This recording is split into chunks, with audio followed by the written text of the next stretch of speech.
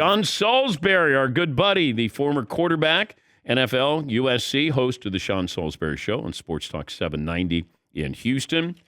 Sean joins us now. All right, Sean, help me understand. You play on a variety of teams, but 2 days to get ready for a game with the different language, terminology, staff, personnel. I mean, how unlikely is that what Baker Mayfield did if it was indeed only 24 hours to get ready for the Raiders? Yeah, Dan, highly unlikely. Now, as a veteran in the league, you think you know how to study. And when it's like when a young kid, they'll go in there watching the film and they're really not sure what they're looking at. And then as they get older, they know what to look at and keys. It's the same thing with this. As a veteran, you know the keys to study to make sure you can at least get in and out of the huddle. And I guarantee you, no matter who you are or how brilliant you are, to be able to scale it down. So he's doing stuff that he's familiar with, that obviously Sean McVay knows, get him on the move, get the quick game out. So I would imagine they scaled it down and probably made the verbiage pretty easy. But to do what he did, and especially on the long drive, probably doing more reacting than overthinking. And some of those plays probably he didn't really have a clue what he was doing like a rookie would, but just executed him. It's highly unlikely. Now it goes back in. But I would imagine they gave him the old crash course of, 8-10 hours a day studying so you could at least get your team out of the huddle and have a chance. Okay, but Sean McVay's role in that final drive is what?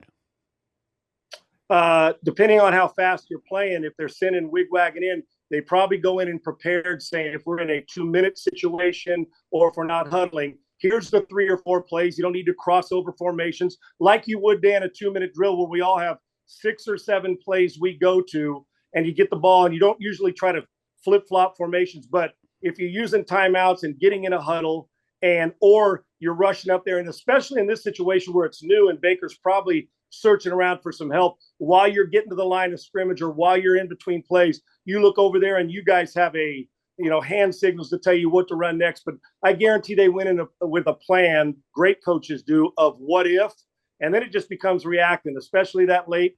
Baker, you could tell, just was playing football like you're out in the schoolyard the last drive and doing what he does, and then the great fade throw. So McVay had a plan, and then you look to him if you need something. But a lot of that, if you're playing fast with tempo, is on the quarterback to make the play and execute and get him in and out of the huddle still. But you don't have a wide variety. You have scaled down. All right, but what role did the Raiders play in all of this? Well, they played the Raider role as putting themselves in a position not to defend, playing man coverage. Listen, when you're playing it, especially in the final throw there, on drives where you're 98 yards and you're playing it soft, thinking, well, keep things in front of them. But they kept moving and kept moving. At that point, the quarterback gets momentum, and then you press man, and he doesn't have a read to go through. One-man route, throws the ball to Jefferson on a great drop shot. I think a lot of this was just reacting for Baker Mayfield because you can't outthink it. And I prefer a guy who reacts more than he does think 6 days. And in his case, he's think 2 days, and then you react on game day. All right, tell me what the Niners do to kind of insulate Brock Purdy.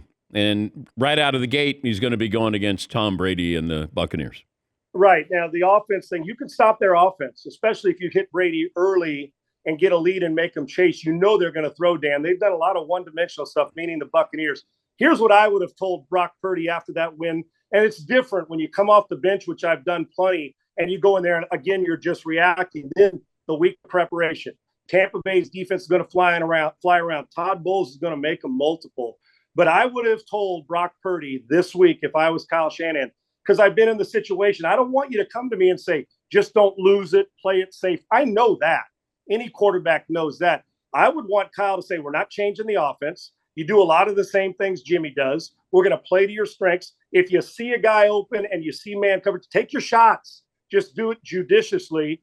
And we got a great team around you. It's the whole thing. I don't want to be a hero. He does not need to be a hero because their team is so good. And he doesn't need to match Brady throw for throw. Their defense is going to take care of that. I would tell Brock Purdy, you're our quarterback. I'm not backing off. We are going to attack. I want you to play aggressive. Don't play scared. Just don't play stupid. It's a pretty easy concept. I don't need the negative part of it. Do you think the Niners should have picked up Baker Mayfield? I understand why they would have, but I also understand why they didn't. And it's not anything disruption to the room. I would like a veteran in that position. What happens if Purdy's out a game or two? Knowing what we know after last night, the answer is yes. And Baker's played some good football. but I think he's counting on that they'll stay healthy, that they're going to run the ball, protect him, and keep him out of it. But I'm always big on the guy behind the starter of being a guy who's got experience that doesn't need a lot of practice time. But I do think Brock Purdy's going to be in a position with that team to play good football, and Kyle will protect him with his play calling. Sean Salisbury, former NFL, USC quarterback, host of the Sean Salisbury Show on Sports Talk 790 in Houston. I'm still trying to figure out, I'm mesmerized by the Broncos' lack of offense. Like, it's almost impossible to be that bad. I agree. This isn't week 3. Does anything change the rest of the year with Denver's offense? And if not, why?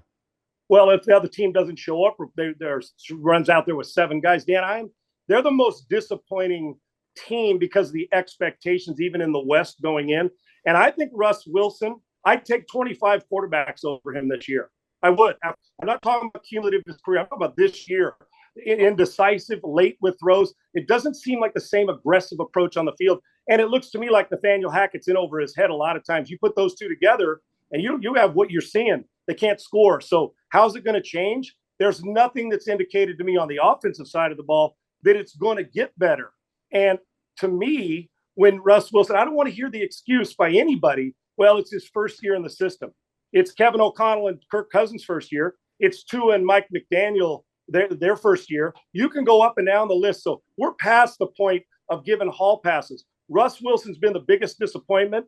If they had to do it again now, you think they'd pay that and give away all those assets? He's just a guy right now. He's not that guy. He's just a guy. So is it the chicken or the egg, the coach or the quarterback? But at some point, if you're a $200 million quarterback, you got to overcome bad play calling, and neither one of them are good. I think that team's going to look at another coach this offseason, whether they fire him or not. They got to be mulling that over. And right now, Russ Wilson looks like a guy. You could have done the same thing with Drew Lock. Yeah. It's a bad mix right now, Dan. They're not very good. I'll leave you with this. Geno Smith is having a wonderful season, and it looks like Seattle's all in on him as they move forward here. But you're going to have a top 3, top 4 pick because you have Denver's pick. If you're Seattle, you don't get up there very often. Do you take a quarterback, even though you could get the second best quarterback off the board, and maybe you sign Geno Smith for a 2-year deal or something like that? What do you think the game plan will be for Pete Carroll in Seattle? I think for me, Dan, I'd do both. I would keep Geno Smith, like you said, sign him for a couple of years, and I would have the guy in waiting if, when you sit in those meetings with Pete Carroll in the front office, and you ask yourself, is it Bryce Young or C.J. Stroud, whoever that is, Will Levis, is he for the next 10 years or 8 years after Geno's 2 years, changing our franchise? Is he that impactful? If the answer is yes, you draft him. You don't ever pass up on what you perceive as a franchise quarterback. The other side of it, though, I guarantee they're treading a little more lightly or reservations because Geno has not only resurrected his career, this isn't fake. He's playing at different venues, different styles, sometimes bring out the best, and he has started to elevate. So you look at that and say, okay, why wait 2 years? There'll be another quarterback in 2024. Let's go get Will Anderson, or let's go get Jalen Carter. Let's go get one of those guys who can impact it. We got a guy who's played MVP-type football. We can wait till 2024. I think Geno Smith has earned the starting quarterback job and big money at the quarterback position, and I love seeing that from a guy who, has been in his situation many times, just hasn't played as well as him. You're in Houston. Deshaun Watson came to town and didn't look good. Did you expect him to look good? What were the expectations of Deshaun Watson, who hasn't played in 2 years? For me, Dan, I thought he'd be rusty early. I didn't think, because having seen him so many times here, the guy's so gifted on the field, that eventually he'd get back into his rhythm and they call plays to get him going. But he was yanking balls into the ground. He didn't look like a guy who was out 700 days. He looked like a guy who was out about 750 days. But he will get better. There's only one place to go. And fortunately for their defense, when they score twice and get a special teams touchdown, he didn't have to do much, but he did not play well enough to win. And I wonder in that locker room, when you just handed it to Deshaun, I give nothing but respect to the way Jacoby Brissett, at least knowing what was going to happen, got him to that point. Watson will play better. He was far more rusty than I even expected, because I just kind of think those great quarterbacks figure it out. I would imagine in the next 2 weeks, it'll start to feel better, but you can never simulate game situations, no matter how hard you try on the practice field. Always great to talk to you. We appreciate your insights. Thanks, buddy. Thanks, Dan. Appreciate it. That's Sean Salisbury, former NFL USC quarterback and host of the Sean Salisbury Show, Sports Talk 790 in Houston.